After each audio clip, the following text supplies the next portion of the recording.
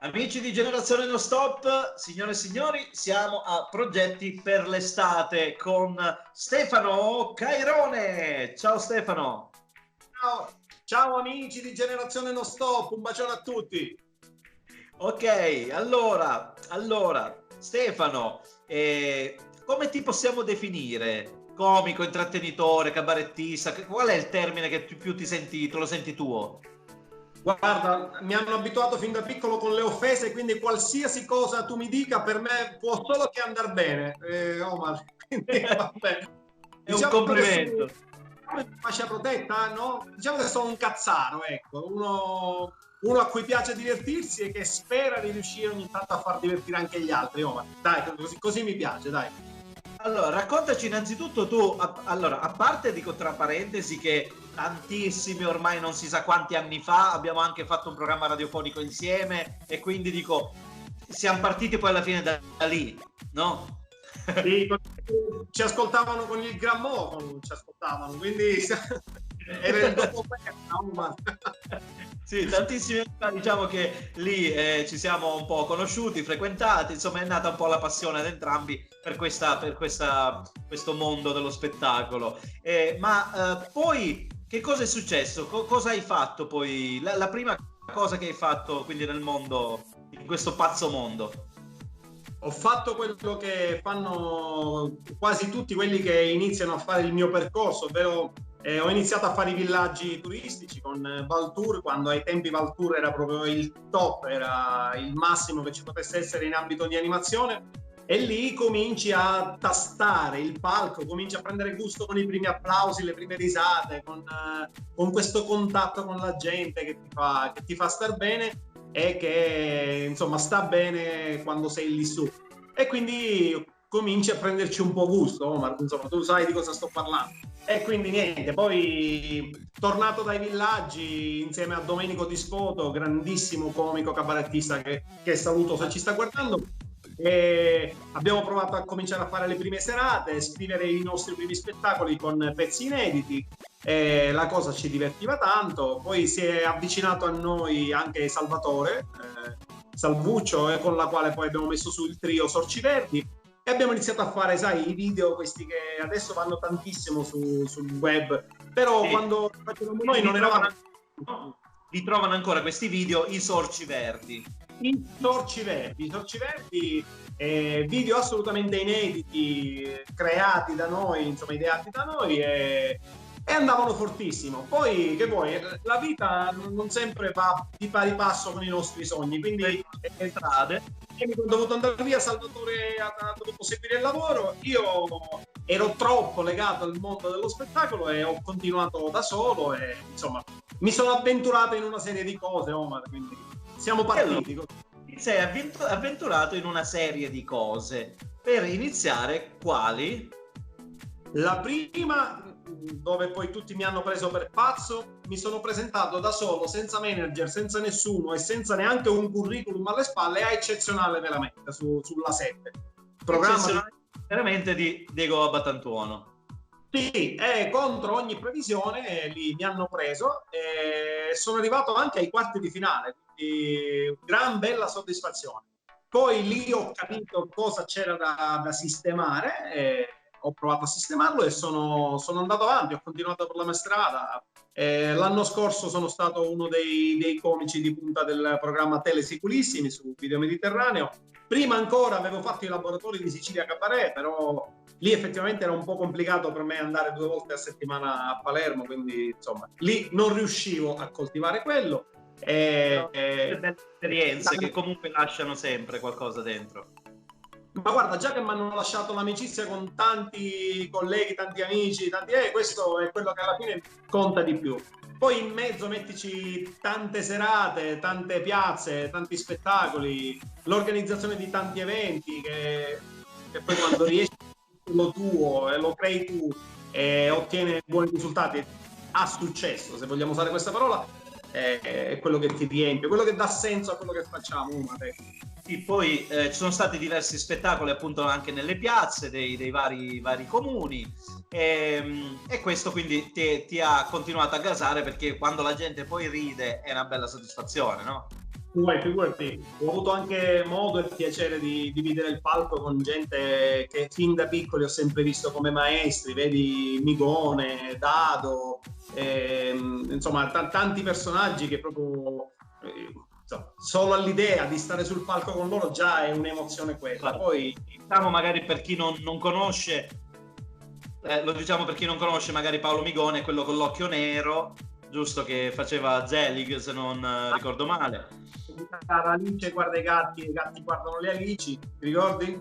Quello che si sì, Dado questo. Sì, artisti molto molto quotati, insomma. Poi andando avanti, anche altre collaborazioni, no? Con Tele Siculissimi, quindi i ragazzi di Video Mediterraneo, con Prima Musica c'è stato modo di fare anche serate insieme al grandissimo Ruggero Sardo, insomma grandissimo presentatore siciliano, veramente uno dei migliori. Sempre insieme a loro possibilità di fare serate con Uccio De Santis, uno dei più grandi cabarettisti, anzi barzellettieri d'Italia. Proprio barzellettiere per definizione. Quando pensa alla barzelletta sui carabinieri è lui. E insomma abbiamo avuto modo di fare delle cose assieme, avevamo in programma di farne altre quest'estate proprio con lui, ma quest'estate la ricorderemo purtroppo per altro. Purtroppo, appunto, essendo che siamo, come si può vedere, a casa, rinchiusi a casa, quindi quest'estate, appunto, progetti per l'estate, dici, c'erano tante cose da fare, purtroppo, appunto, mi sa che perché lo spettacolo è l'ultima cosa che ripartirà, perché è proprio assembramento di quello allo stato puro, quindi purtroppo.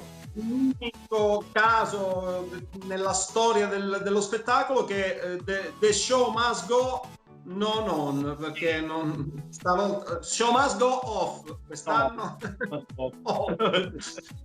I progetti erano tanti, come tutti, però purtroppo niente, tutto in stand by, tutto messo da parte e speriamo di riprendere presto. Comunque può servire per prendere respiro qualche mese e cercare di buttare giù qualcosa per i prossimi spettacoli. Magari uno va pensando, va scrivendo. Si scrive tanto, per ora si scrive tanto, Omar, si scrive, si buttano giù idee e si tenta di mettere qualcosa su in maniera tale da quando ripartiremo di essere sul pezzo e di essere a passo con gli altri.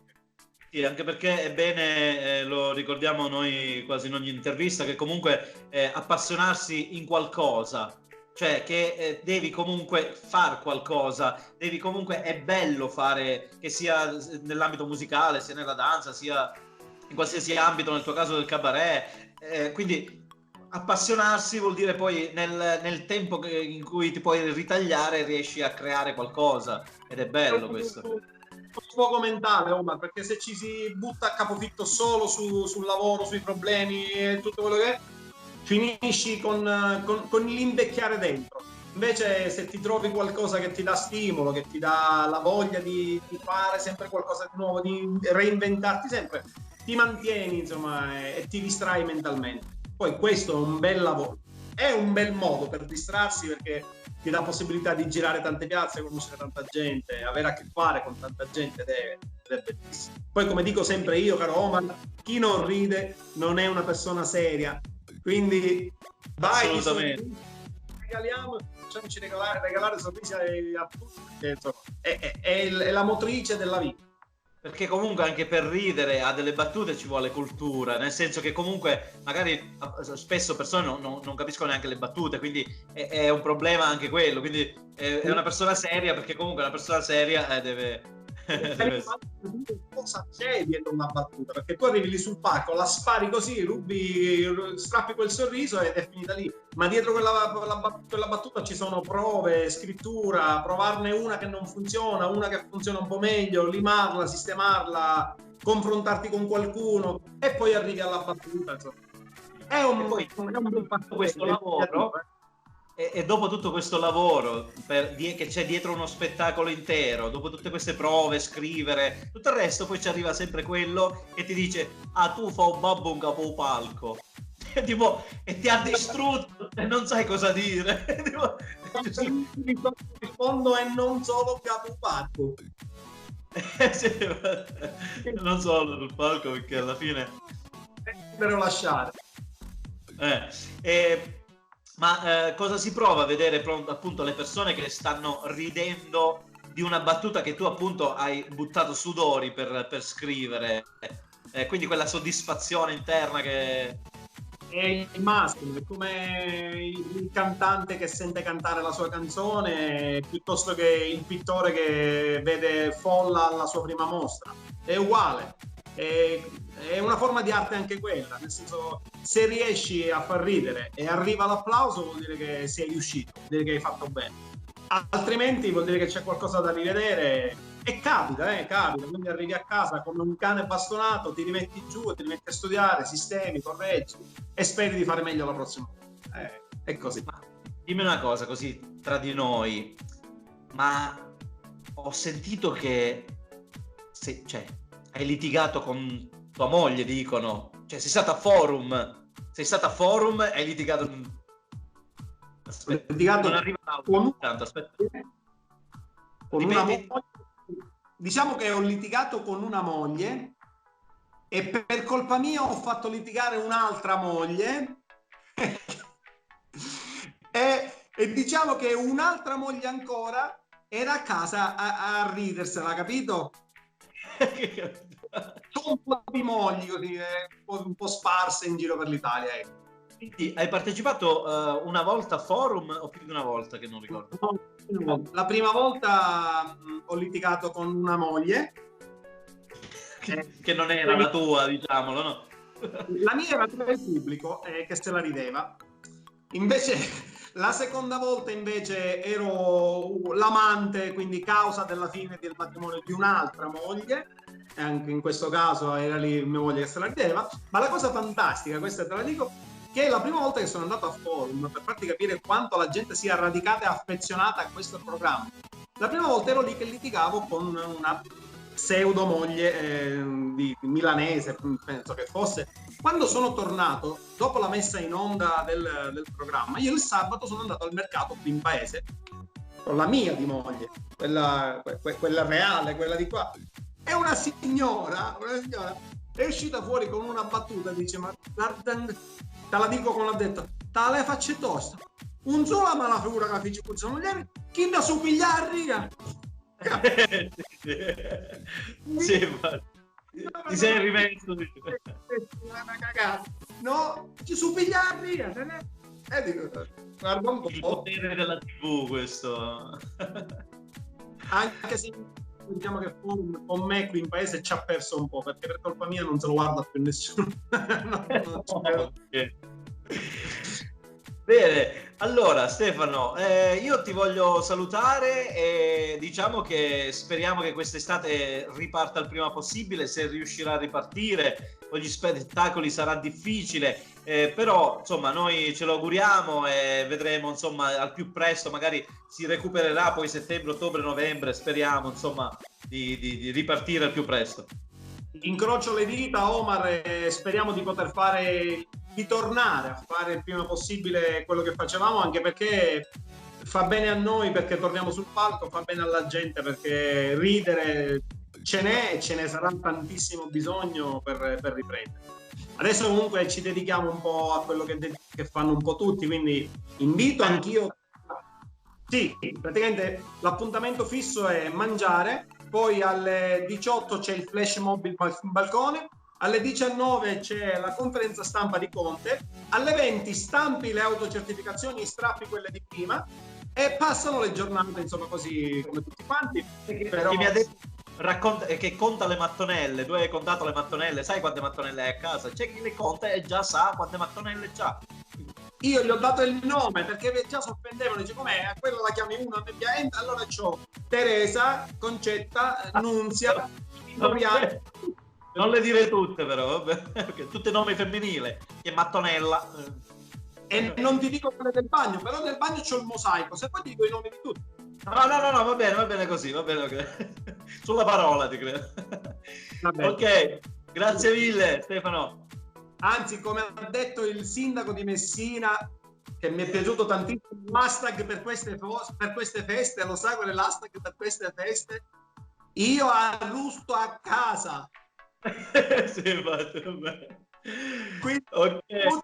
quando io arrusto a casa, stiamo a casa perché, ragazzi, prima ne usciamo e prima torniamo alla normalità, alla nostra vita. Ecco.